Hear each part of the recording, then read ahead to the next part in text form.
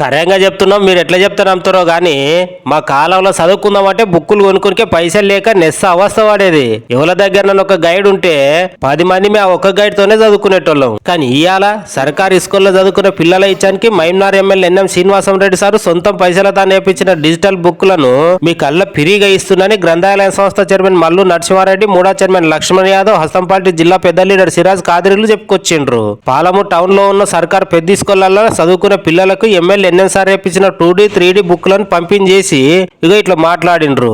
మేము చదువుకునే టైంలో ఒక గైడ్ కొనేది చదువుకోవడానికి.